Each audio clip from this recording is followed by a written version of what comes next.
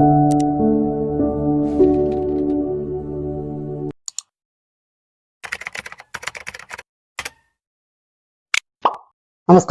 P K മീഡിയയുടെ stories ചാനലിൽ ഒരു പുതിയ വീഡിയോയിലേക്ക് അവർക്കും ഹൃദ്യമായ സ്വാഗതം. തച്ചോളി ചന്തുവിന്റെ വീരകഥകളാണ് ഈ വീഡിയോയിലൂടെ നിങ്ങളുടെ മുമ്പിൽ അവതരിപ്പിക്കുന്നത്. വടക്കൻ പാട്ടിലെ ഒരു കഥാപാത്രമാണ് തച്ചോളി ചന്തു. തച്ചോളി ഒതേനന്റെ മരുമകനാണ് തച്ചോളി ചന്തു. തച്ചോളി ചന്തു ഒതേനെ പോലെ തന്നെ യുദ്ധവീരനായിരുന്നു.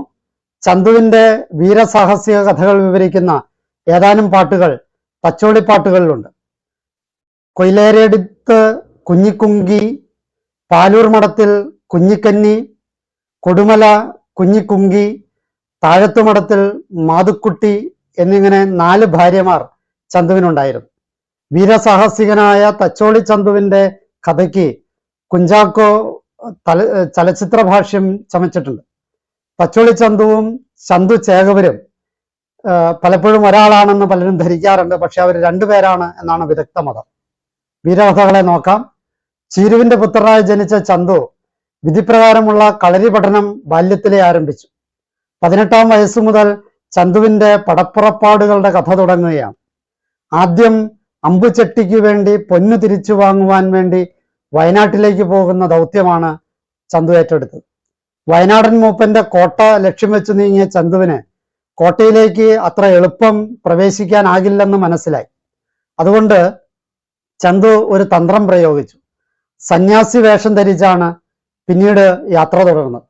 യാത്രക്കിടെ കൊയിലേരിയടുത്ത് കുഞ്ഞിക്കുങ്കിയുടെ വീട്ടിൽ ഒരു നാൾ ചന്തു അന്തി ഉറങ്ങി. പോകാൻ നേരത്ത് അവൾ ചന്തുവിന് ഒരു പച്ചമരുന്നുണ്ടാക്കി നൽകി. ആ പച്ചമരുന്നിന്റെ ശക്തിയാൽ കോട്ടവാതിലുകൾ തനിയെ തുറന്നു. അകത്തു കടന്ന് ചന്തു വയനാടൻ മൂപ്പനുമായി അംഗം വെട്ടി. 100 കണക്കിന് പടയാളികളോട് ചന്തുവിന് ഒറ്റയ്ക്ക് പിടിച്ചു നിൽക്കാനാകില്ലെന്ന് കണ്ടപ്പോൾ കൊയിലേരി കുഞ്ഞിക്കുങ്കിയുടെ ആങ്ങളമാര് തുണയ്ക്കെത്തി. അവർ പിന്തിരിയുന്ന അവസ്ഥയിൽ പോരാട്ടം രൂക്ഷമായി. ഒടുവിൽ ഒതേനൻ തന്നെ അവിടെ എത്തി കേളുമൂപ്പന്റെ കഥ കഴിച്ചു. മടക്കത്തിൽ ചന്തു കൊയിലേരി കുഞ്ഞിക്കുങ്കിയെ തച്ചോളി തറവാട്ടിലേക്ക് തന്റെ ഭാര്യയായി കൂട്ടിക്കൊണ്ടുപോന്നു. ചന്തുവിന്റെ മറ്റൊരു ഭാര്യയാണ് പാലൂർ മഠത്തിൽ കുഞ്ഞിക്കന്നി. കുഞ്ഞിക്കന്നിയെ കുറിച്ചുള്ള കഥ പാലൂർ മഠത്തിൽ കുഞ്ഞിക്കന്നി എന്ന പാട്ടുകഥയിലുണ്ട്. വടകര ബപ്പന്റെ കഥ നോക്കാം. ചന്തുവിന്റെ വീരസാഹസിക കഥകളിൽ രസകരമായ ഒന്നാണ് വടകര ബപ്പന്റെ കഥ. അദ്ദേഹത്തെ ഒരു പാഠം പഠിപ്പിക്കാൻ പോയ കഥ. അതിങ്ങനെയാണ്: ഒരു ദിവസം തച്ചോളി തറവാട്ടിൽ ചന്തു പകലൂണും കഴിഞ്ഞിരിക്കുകയായിരുന്നു. അപ്പോഴാണ് തന്റെ അമ്മാവന്റെ കാലശേഷം വടകര നാട്ടിൽ നിന്ന് പാട്ടവും പണവുമൊന്നും കിട്ടുകയില്ലെന്ന് ഓർമ്മ വന്നത്. ചന്തു ചെമ്പോലയെടുത്ത് കണക്കുകൾ നോക്കി. അപ്പോൾ മറ്റൊന്നുകൂടി വ്യക്തമായി. വടകരയിൽ രാജാവിനെ പോലെ വാഴുന്ന ബപ്പൻ 12,000 പൊൻപണവും 12,000 പറ നെല്ലും അമ്മാവനിൽ നിന്ന് കടമായി വാങ്ങിയിട്ടുണ്ട്. ചന്തു ഉടൻ തന്നെ ചാപ്പനെ വിളിച്ചു പറഞ്ഞു, നമുക്ക് വടകര വരെ പോകണം. ഇപ്പോ തച്ചോളി തറവാട്ടിലെ വരവെല്ലാം മുടങ്ങിയിരിക്കുകയാണല്ലോ. ഉടൻ തന്നെ ചന്തുവും ചാപ്പനും അംഗച്ചമയങ്ങൾ അണിഞ്ഞു. ചന്തു തൊപ്പിയും ധരിച്ച് ഉറുമിയും എടുത്തു. ആ പുറപ്പാട് കണ്ടയുടൻ എവിടേക്കാണെന്ന് അമ്മ ചോദിച്ചു. കാര്യം പറഞ്ഞ് അവരിരുവരും ഇറങ്ങി. കണ്ണൻപുഴ കടന്ന് ചന്തുവും ചാപ്പനും വടകരയിലെത്തി. അവിടെ ഒരു ആൽത്തറയിലിരുന്ന് വെറ്റില മുറുക്കുമ്പോൾ ജോനകർ ആയുധങ്ങളുമായി എത്തി അവരെ ചോദ്യം ചെയ്തു. ചന്തുവിനെ തിരിച്ചറിഞ്ഞപ്പോൾ അവർ മാപ്പ് പറഞ്ഞു. ദുഷ്ടനായ ബപ്പനെ ഒന്ന് അടക്കി നിർത്തണമെന്ന് അവർ ചന്തുവിനോട് ആവശ്യപ്പെടുകയും ചെയ്തു. ചന്തുവും ചാപ്പനും കൂടി ബപ്പന്റെ മാളികയിലെത്തി. ബപ്പന്റെ ഗർവമടക്കാൻ ചന്തുവിന് ആയുധമെടുക്കേണ്ടി വന്നില്ല. ഭയന്ന ബപ്പൻ ചന്തുവിനെ പൊൻകസേരയിലിരുത്തി. തുടർന്ന് ഇടപാടുകളെല്ലാം തീർത്തു. അവിടെ നിന്ന് ഇറങ്ങാൻ നേരത്ത് അതിസുന്ദരിയായ ഒരു പെൺകിടാവിനെ ചന്തു കണ്ടു. അവളുടെ സൗന്ദര്യത്തിൽ ചന്തു അത്ഭുതപ്പെട്ടു.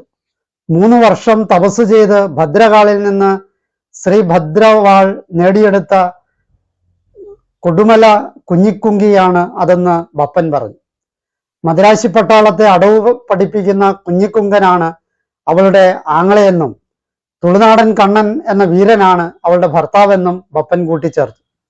ബപ്പന്റെ വീട്ടിൽ നിന്ന് എണ്ണയും തേച്ച് ചന്തു കുളക്കടവിലെത്തിയപ്പോൾ കുങ്കി താളി തേക്കുകയായിരുന്നു. ചന്തു അവളോട് താളി ചോദിച്ചു. അവൾ നൽകിയില്ല. ചന്തു ഉറുമിയെടുത്ത് ചുഴറ്റി അവളെ തന്നോടൊപ്പം കൂട്ടി.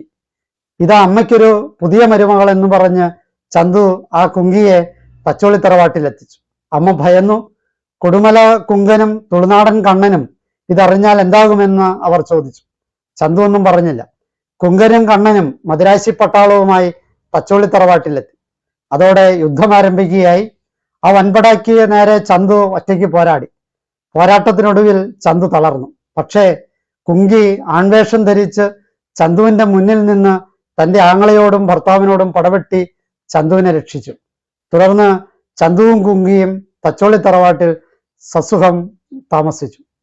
ചന്തുവിന്റെ 4ാമത്തെ ഭാര്യ താഴത്ത് മഠത്തിൽ മാതുക്കുട്ടിയാണ്. മാതുക്കുട്ടിയെ ഭാര്യയാക്കി കൊണ്ടുവന്നതിന് ശേഷം ഒരിക്കൽ ഓമല്ലൂർക്കാവിൽ കുളിച്ചു തൊഴാൻ പോയ മാധുവിനെ തുളുനാടൻ കോട്ടയുടെ അധിപനായ കണ്ടർമേനോൻ ബലം പ്രയോഗിച്ച് കടത്തിക്കൊണ്ടുപോയി. മാധു പല തടസ്സങ്ങളും പറഞ്ഞെങ്കിലും കണ്ടർമേനോൻ അതൊന്നും ചെവിക്കൊണ്ടില്ല. അന്ന് ചന്തുവിന് 22 വയസ്സായിരുന്നു.